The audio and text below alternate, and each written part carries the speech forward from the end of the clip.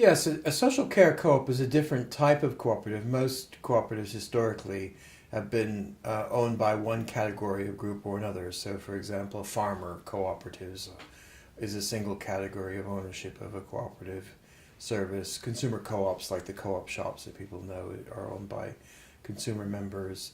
Credit unions are owned by savers. The social co-op, as it's developed, is actually owned by a variety of people. So it's owned by people who provide care services, people who are using care services, families, but also volunteers, because not all provision of care is done for pay. The vast majority of it is done unpaid. So a social care co-op or a social co-op tries to bring those service users and providers together to plan the service of care and to kind of co-deliver it. So what would that mean in why? If we set one up here, who would be involved? The more the merrier. We live in a society which is aging. We live in a society where the baby boomers are going to be retiring. At the same time, you've got this growing demand for care services with an aging population. You have local authorities who have less and less money to spend on care services. So this innovation enables unpaid care and paid care to be brought together in care plans. So it's a kind of an innovative approach to using scarce resources in terms of local authorities or resources much more cost effectively, but linking that to the unpaid care that goes on in communities in every part of the country. So has this been tried elsewhere? Where has it been tried?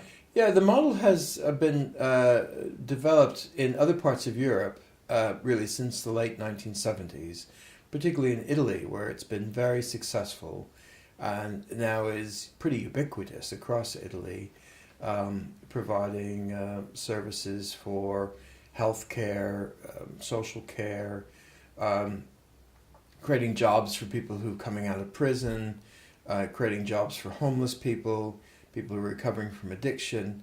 So it's a very flexible idea for helping people who need support and care to get on and actually get the care that they actually need and want. So it's a very effective model. It's now spread from Italy to France to Spain to Greece to Hungary to Finland. It's being developed in Poland, and it's spread internationally to Japan and French-speaking Canada. So it's an idea that's proven and has been proven over several decades now in Italy, and certainly about 10 years in France. So it does work. What are the main advantages?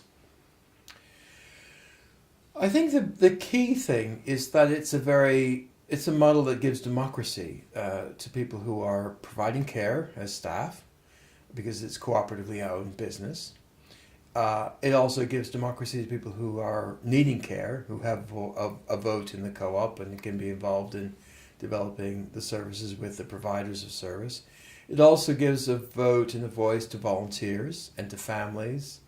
So it brings people who are concerned to kind of get support, right, and get the support that people need who are getting older or they've been disabled or, in other words, they've got something, that needs support. It enables that to be kind of provided in a joint way, rather than expecting the local authority to get it right and play God with people's lives. This is a kind of a model that's very democratic and is bottom up, but does not ignore the services that the taxpayer funded and tries to connect the local authority and the NHS services to those people who need support. Are there any disadvantages? I can't see any, to be honest. I think it's something that actually is an innovation where everyone gains. The volunteers gain, people who are providing care services professionally gain because they have a voice and a vote in how the business is run. The local authority can find a way of playing a big role, a more effective role. Resources can go further and farther and be better allocated. Um, Existing charities potentially could change themselves into social cooperatives and actually be more effective at doing what they're doing. So it's a transformative model, I think. And I can't see any losers. I can just see winners across the horizon. How about money? I mean, where does the money come from? Does the individual, would we have to invest in the co-op ourselves or not? Yes, is the short answer to the question. Um, it's a social enterprise that is owned by the service users and the workers and the families. So people, develop it. They invest in it. They can invest money to develop it. But a lot of it's to do with the fact that most care is not paid for. So in England there is something like, I don't know, approaching 500,000 people who get paid to provide care services. But in addition to the 500,000 people who are providing care for pay, there are over 6 million people who are providing care for no pay.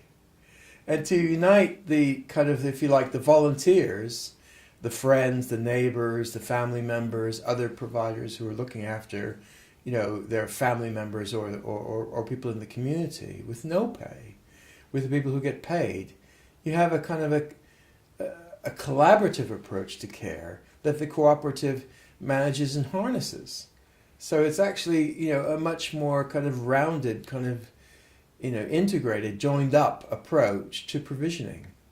That's where the cooperative actually can get people to genuinely cooperate and collaborate to do this in a way that in a competitive provisioning system, it just doesn't work so well because organizations are trying to kind of, get one up on another organization. And this is actually kind of saying, well, can we try something that's more collaborative and see if that works better?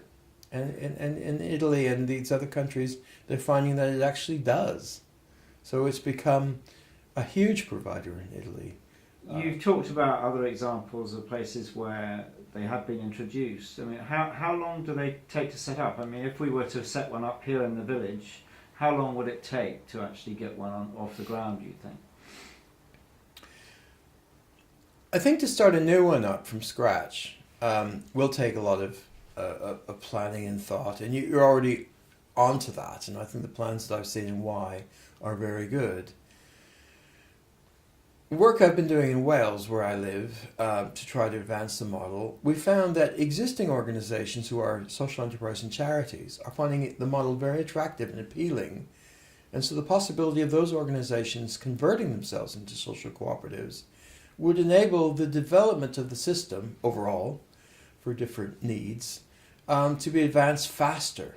And so we could actually maybe fast track the system if existing organisations considered this idea. And in Wales, that's already happening. A number of organisations who are either charities or otherwise non-profits or social enterprises are thinking, wow, we've never heard about this before. Do you mean we can actually give voice and votes to our service users, our staff and our volunteers? Wow. Tell me more about it. So I think to the extent that this is, universally a good thing, if we can get the model and the applications right, the more we can get organizations to convert to this model, the better. Some local authorities actually are interested in potentially converting their own in-house services to this model. So there are many opportunities, it seems to me, to co-develop a sector like this. And that's what's been happening in these other countries. So you see in France, the law for the social cooperatives has been developed to enable existing non-profit organizations to change their legal structure to empower their service users and their staff and their volunteers. It sounds incredibly exciting. I think so. I think it can have a transformative impact. It's not something that's going to, it's got to be built. It'll take time to get the prototypes right, to get the systems right, to get the financing right, the tax incentives better aligned, the local authorities to support it. So the partnerships that are required to make this transformation need to be forged, but the work you're doing here in Y seems to be kind of on the right track.